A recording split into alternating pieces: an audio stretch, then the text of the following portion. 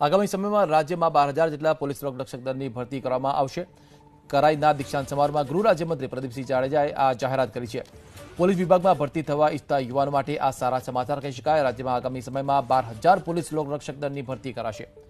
Police વિભાગમાં ભરતી થવા માંગતા ઉમેદવારો માટે મોટા અને આ રાહતના સમાચાર। રાજ્યમાં આગામી સમયમાં 12,000 પોલીસ લોકરક્ષક દળની ભરતી કરવાની ગૃહમંત્રી પ્રદીપસિંહ જાડેજાએ જાહેરાત કરી છે। કરાઈ ખાતેના દીક્ષાંત સમારોહમાં ગૃહ રાજ્યમંત્રી પ્રદીપસિંહ જાડેજાએ આ જાહેરાત કરી। આ દીક્ષાંત સમારોહના લાઈવ દ્રશ્યો જ્યાં પરેડ યોજાઈ રહી છે, પ્રદીપસિંહ જાડેજા ત્યાં ઉપસ્થિત છે।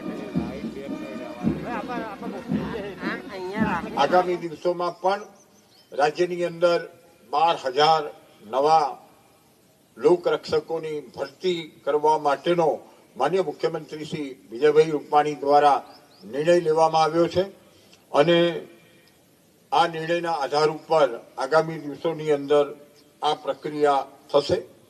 આગામી દિવસોમાં પણ રાજ્યની અંદર 12,000 નવા લોકરક્ષકોની ભરતી કરવા માટેનો માનનીય મુખ્યમંત્રી શ્રી વિજયભાઈ રૂપાણી દ્વારા નિર્ણય લેવામાં આવ્યો છે અને આ નિર્ણયના આધાર ઉપર આગામી દિવસોની અંદર આ પ્રક્રિયા થશે।